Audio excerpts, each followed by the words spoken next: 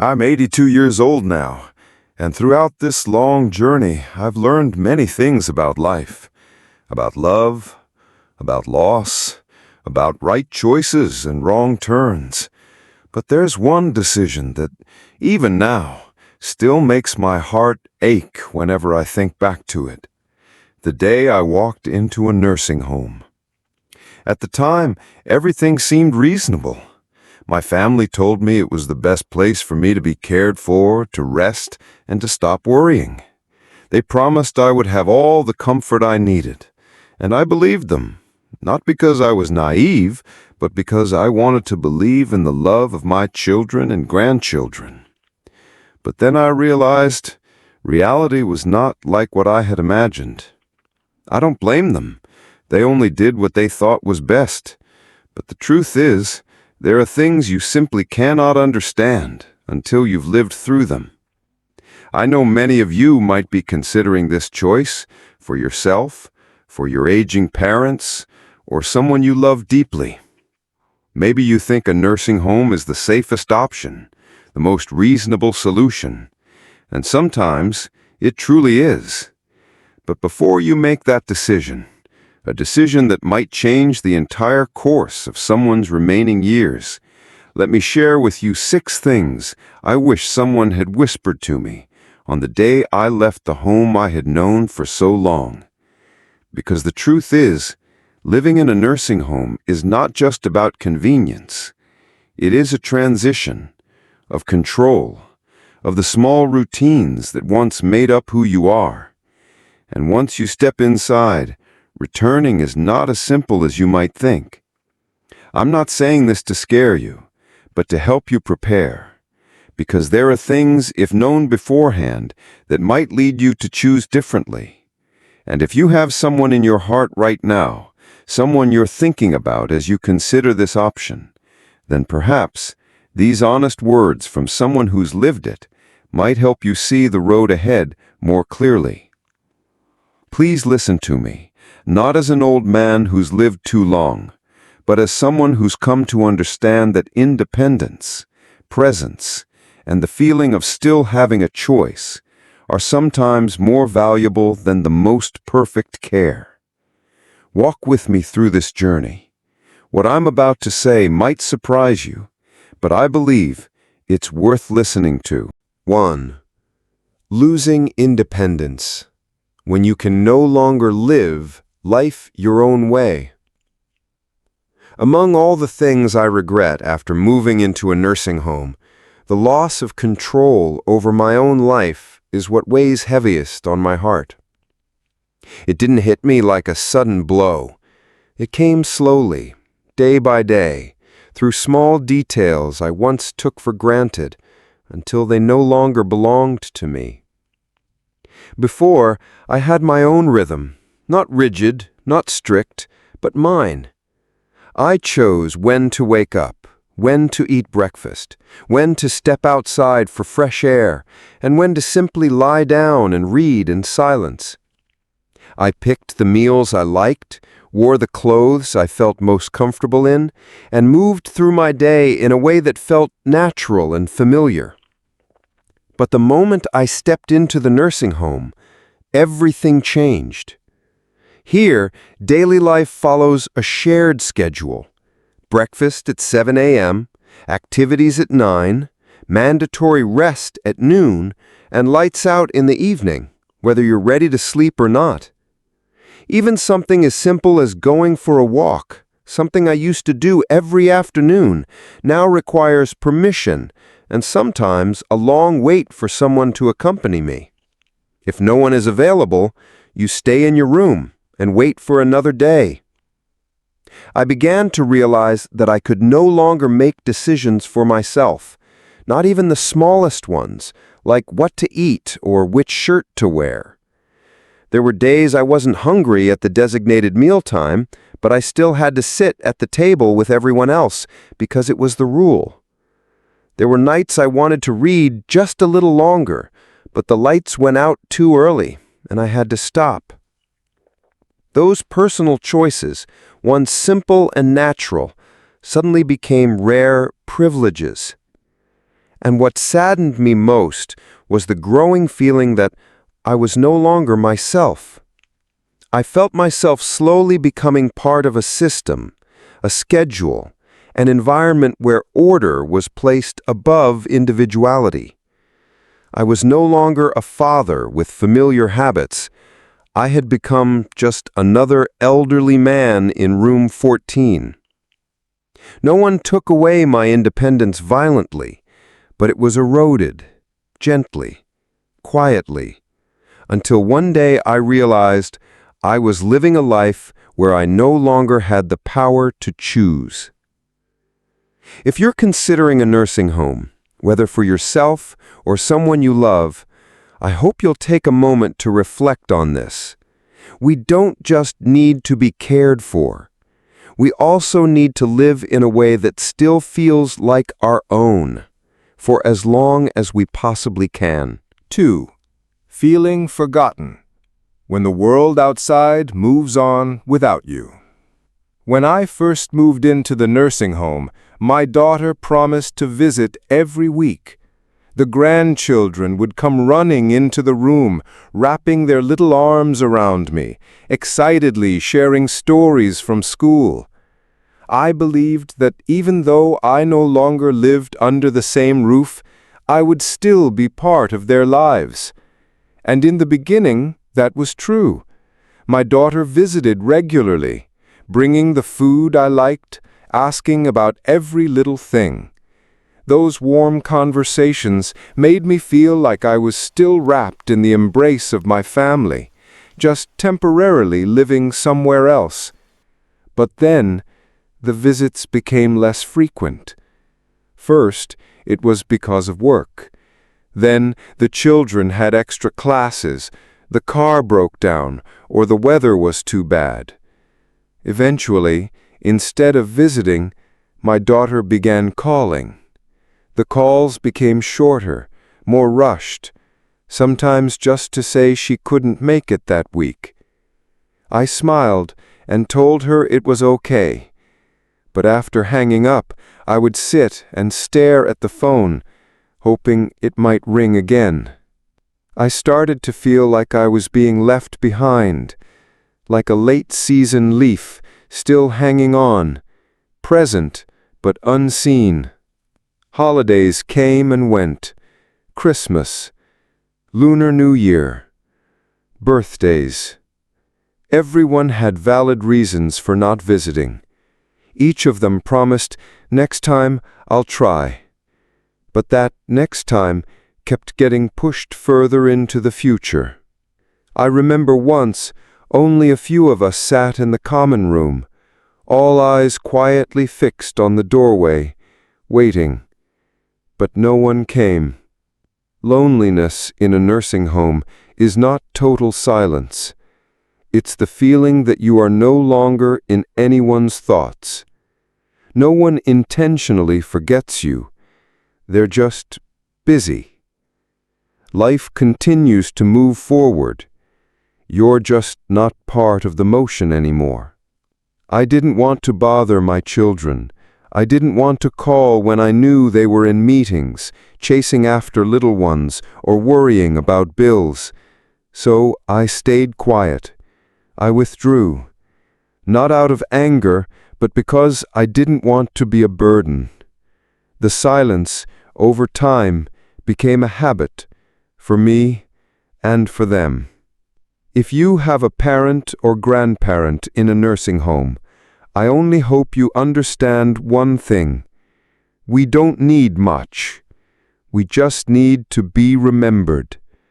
A surprise phone call, a short visit, a kind question asked at the right time can light up an entire day. Because for the elderly, being remembered isn't just a joy. It's how we continue to exist as part of the family. 3. Losing purpose. When each day no longer holds anything to look forward to. There are things in life that may seem small, yet they're exactly what give each day meaning. For me, it was making my own cup of tea in the morning, tidying up my little work corner, watering a few potted plants on the porch, or baking a loaf of bread for an afternoon treat. No one asked me to do these things, no one clapped their hands in praise, but I knew those tasks were the reason I got out of bed every morning. But when I moved into the nursing home, all those little things disappeared. Here, everything is already taken care of. Meals are served on time. The room is cleaned daily. The plants are watered by someone else. I no longer had to do anything. And at first, I thought that was a good thing. I told myself, I'm old now. This is the time to rest. But it didn't take long before that rest turned into a void, a silence so deep I no longer knew what to do with my time. I didn't have to prepare meals, didn't have to make plans, didn't have any particular responsibility to fulfill. Each day began and ended in the same rhythm. Consistent, yes, but meaningless. I began to feel unnecessary. I remember an old friend named George. He used to be a carpenter. His hands once turned rough pieces of wood into beautiful things. He spoke with pride about the cabinets and tables he made for his grandchildren. But here, there was nothing for him to fix, nothing to build. One day, he sat beside me, silent for a long time, before sighing, "My hands still work, but no one needs them anymore." I understood exactly what he meant. When no one needs you, when there's nothing left to anticipate, life becomes blurry and hollow. You stop feeling like part of something meaningful. You're just existing, not really living. The elderly don't fear death as much as they fear living without a reason to keep going. If you're considering placing your parents, grandparents, or loved ones in a nursing home, please remember this. It's not enough to give them a safe place to stay. You must also help preserve a reason for them to keep living.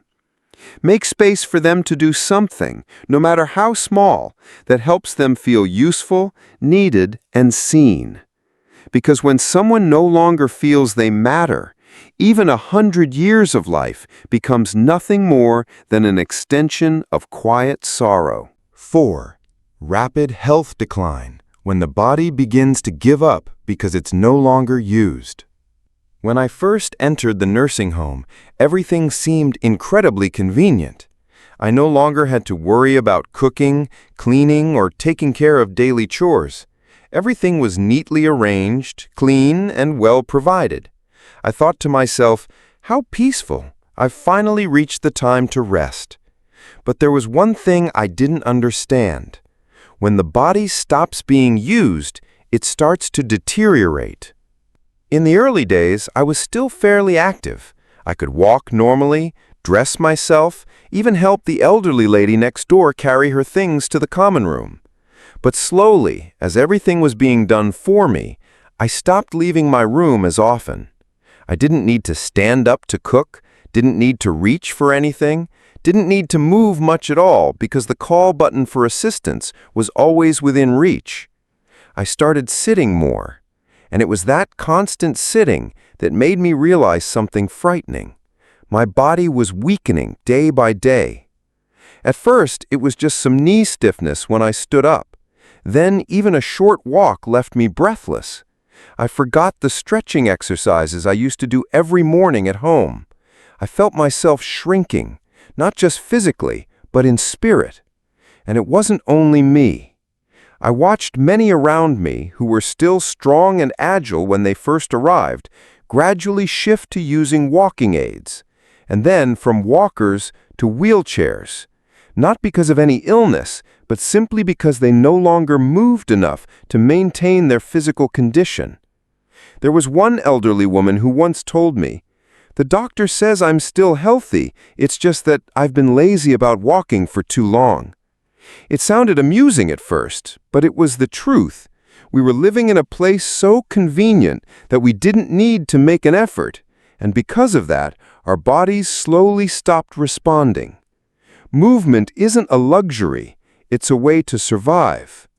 No one asked us to go to the gym or run marathons, but just standing up, taking a few steps each day, stretching, breathing deeply, those alone were enough to help us stay strong.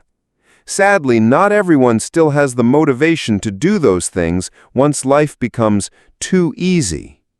If you're caring for an elderly parent or loved one, please don't let them sit still all day just because it's convenient. Encourage them to walk, to move, even if only for a few minutes each day. Because when someone stops moving, it's not just their legs that weaken, their belief in life slowly fades as well. 5. Losing privacy and dignity when you're no longer yourself in your own space. One of the hardest things to accept after moving into the nursing home wasn't the bland food or the rigid schedule. It was the slow erosion of the privacy I had always cherished, the space I had once called mine. Back home, I had a small room of my own, a place where I could close the door, rest, read a book, or simply enjoy the peace and quiet. I knew where everything was. I recognized every familiar sound. It was my world, my comfort zone, and in that space, I was still myself. But here, I had to share that space with a stranger. If you're lucky, your roommate is quiet, respectful, and shares a similar routine. If not, you have to learn to live with someone's constant presence, whether you want it or not. Sleeping in the same room as someone you don't know, hearing them snore, call out at night, or even sigh deeply in the morning, it's not easy to get used to, especially when you've spent years living in solitude and being treated with quiet respect. It wasn't just the shared room. The staff came in frequently to check medications, change bed sheets, take blood pressure readings, often without waiting for a clear response after knocking. Sometimes they knocked and entered right away. I know they were just doing their job, trying to care for us, but that didn't change the feeling that I no longer had control over my own space. I used to be an independent man. I drove myself to the market, cooked my own meals, cleaned my own house. But now I need assistance just to take a shower, to change my clothes, even to go to the bathroom. And each time I need that help, I try to smile, to act like it's okay. But deep down, I feel a part of my dignity slowly wearing away. You're no longer Mr. A or Mrs. B, a father or mother with memories and a meaningful role in the family. Instead, you become Bed 12, the patient in room 3. You're seen as someone who needs care, not as a complete human being with a history, emotions, and a sense of self-worth. If you're considering placing someone you love into a nursing home, please remember this. People don't just need physical care. They need to be respected in every gesture, in every small right to privacy. Losing privacy means losing the sense that you are still in control of your own life. And once that's gone, a person may begin to feel like they're no longer living, just existing. 6. Harder to leave than you think, when temporary becomes forever. When I first decided to move into the nursing home, I told myself, just for a short while, to rest, then I'll go back home. My family said the same. None of us saw it as a permanent change, just a temporary retreat, a solution for the moment. But what no one told me was that once you're here, going back is not as simple as you think. At first, I kept in touch with my neighbors, called home regularly, and reminded my daughter not to clean out anything because I'd be back soon. But as time passed, the house began to show signs of neglect. Out of good intentions, my family started rearranging things, selling old furniture, renting out unused rooms, tidying up what they thought I no longer needed. Then one day, I told my daughter I wanted to return home. She looked at me with gentle eyes, but hesitated. "Are you sure, Dad? It's still safer here. We're used to it now, aren't we?" I said nothing. I wasn't sure anymore. It wasn't just about the house. I had changed. After months in a place where everything was taken care of, I was no longer agile enough to climb stairs. I didn't feel confident cooking even a simple meal. I was afraid of falling, afraid that if something happened, I wouldn't be able to call for help. That feeling of once being independent and strong now felt like a distant memory.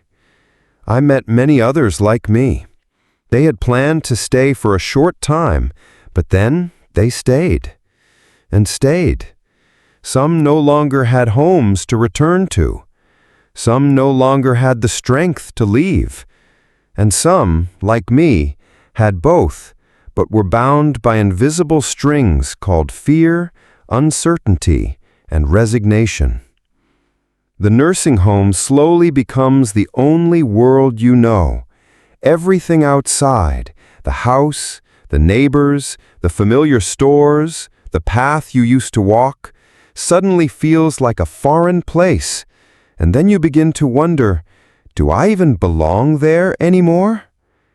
If you're thinking of a nursing home as a temporary option, I urge you to think again. Because once you walk through those doors, there's a real chance you won't walk back out. Not because you don't want to, but because leaving is far harder than you ever imagined. And the saddest part isn't that someone stops you. It's that one day you stop thinking about leaving at all. Conclusion. When the choice for old age is not just about a place to stay, but a way to live. When we are young, we often chase after big things. Stable jobs, spacious houses, a future that feels secure. But the older I get, the more I realize that true happiness doesn't come from comfort or convenience. It comes from the feeling that you are still living, fully, meaningfully, and with the knowledge that someone still remembers you. A nursing home can be the right solution for many, especially when health is no longer what it used to be. There, you're cared for, protected, and placed in a safe environment. But in that very same place, so many precious things can gradually slip away from you. Your independence, your sense of purpose, your connection to family, your privacy, and the belief that you are still a vital part of the world. Not everyone who enters a nursing home will experience all of these losses. But if you're not emotionally prepared, if there isn't close, honest companionship from loved ones, then these seemingly small things can become quiet cracks, gently pushing an elderly person farther away from the feeling of truly being alive. I didn't write these words to make you afraid or guilty. I simply hope that if you are standing at the edge of a decision, for yourself or for someone you love, you'll pause for a moment and listen deeply, not with your logic, but with your heart. Don't just ask, what's the most convenient place?